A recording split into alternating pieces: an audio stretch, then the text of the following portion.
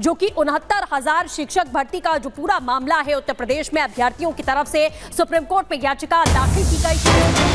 High court के फैसले पर रोक लगा दी गई है। ये आपको बता दें, यूपी में 69,000 शिक्षक भर्ती विवाद का ये पूरा जो मामला है, इलाहाबाद हाईकोर्ट के फैसले पर सुप्रीम कोर्ट ने रोक लगाई है। अभ्यर्थियों की याचिका पर सुप्रीम कोर्ट ने रोक लगा दी है। सुप्रीम कोर्ट ने यूपी सरकार से इस पूरे मामले को लेकर जवाब भी मांगा है। 23 सितंबर को मामले पर अगली सुनवाई होनी है। दरअसल आपको बता दें कि पहले इलाहाबाद हाईकोर्ट ने यूपी में 69,000 सहायक शिक्षक भर्ती मामले में यूपी सरकार को नए सिरे से मेरिट लिस्ट जारी करने के लिए कहा था। कोर्ट ने अभ्यर्थियों की तरफ से दायर याचिका पर फैसला देते हुए यूपी सरकार को कहा कि मेरिट में आने वाले आरक्षित श्रेणी के अभ्यर्थियों को सामान्य श्रेणी में रखते हुए सूची तैयार की जाएगी। तो ये पूरा मामला बेहद अहम है और इसको लेकर सुप्रीम कोर्ट ने हाईकोर्ट के फैसले पर रोक लगाई है। मामले की सुनवाई 23 सितंबर को होगी। जब से सत्ता में आए थे लगातार यही काम करते थे, व्यापारियों को लूटते थे, बेटियों की इज्जत के साथ खिलवाड़ करते थे।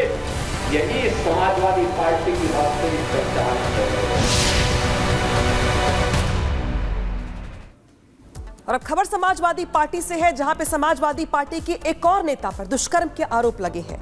पहले अयोध्या के आपको याद होंगे मोहित खान, इसके बाद आपको याद होंगे कन्नौज के नवाब सिंह यादव, लेकिन अब मऊ के वीरेंद्र पाल बहादुर नाम के सपा नेता के खिलाफ आरोप लगे हैं। दरअसल ब्लैकमेलिंग के साथ साथ रेप करने के भी। क्या है पूरा मामला, दिखाते इस रिपोर्ट में।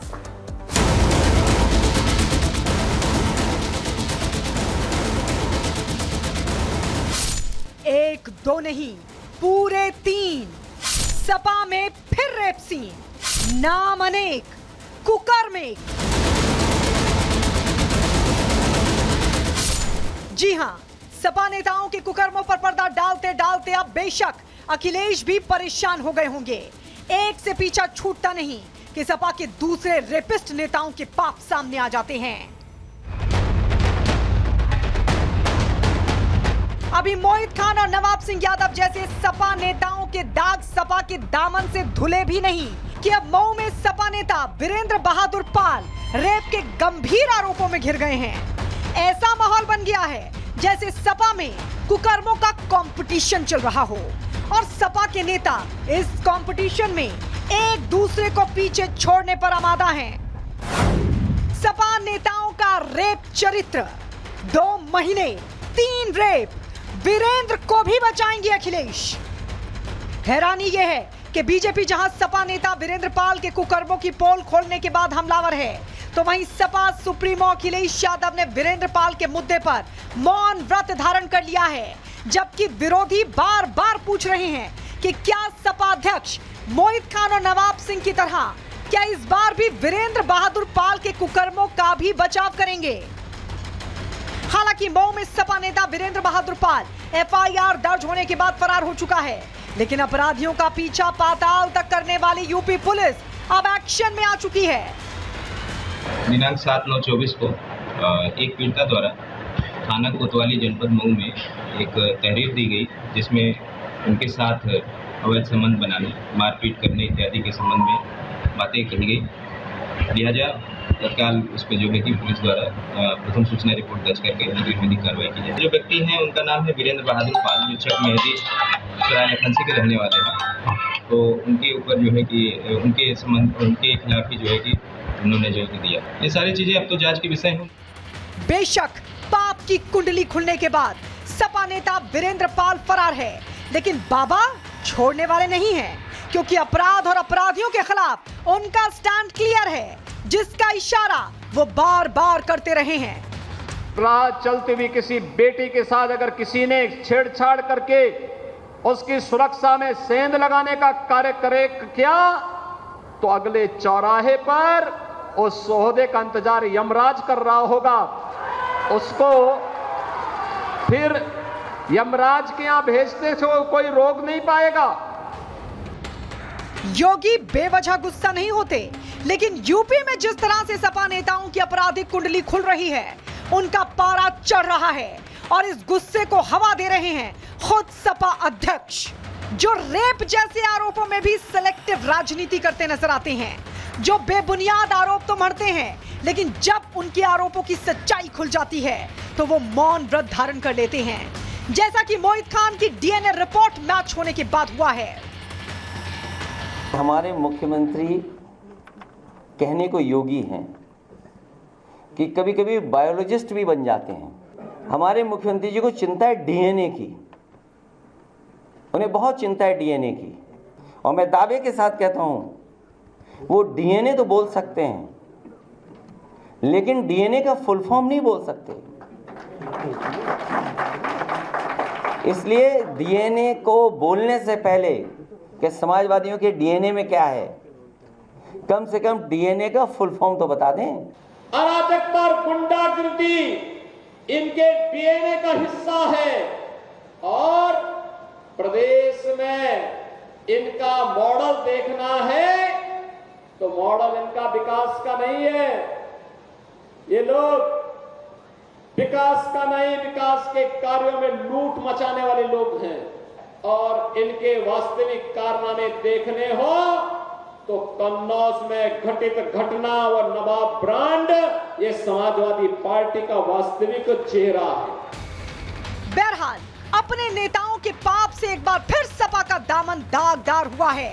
मुश्किल इस बार भी बहुत बड़ी है। मऊ का बच्चा बच्चा जानता है कि वीरेंद्र पाल का पूरा कुनबा किसका सेवक है।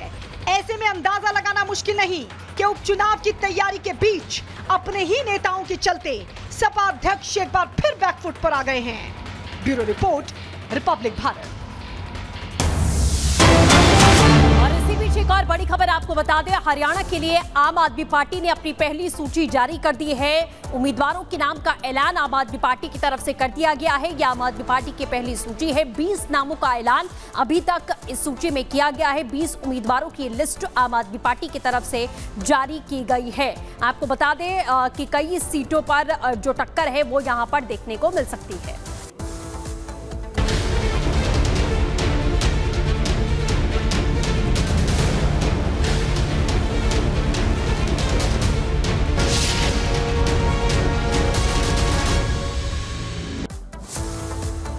और अब बात घाटी की करेंगे। घाटी में चुन चुन कर आतंकियों का खात्मा भारतीय सेना करती हुई नजर आ रही है, लेकिन आतंकी है कि अपनी हरकतों से बाज नहीं आ रहे। आज फिर से 2 आतंकवादियों ने ऐसी हरकत की कि वो गलती उनकी जिंदगी की आखिरी गलती बन गई।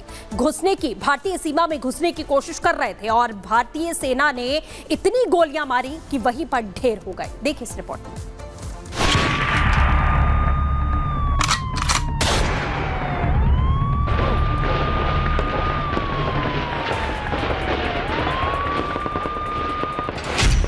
जम्मू कश्मीर में 2 आतंकियों की आखिरी गलती।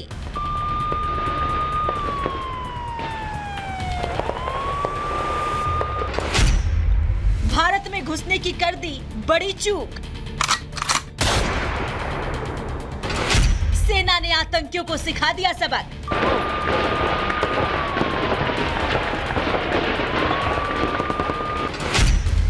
जवानों ने आतंकियों को इतनी गोलियां मारी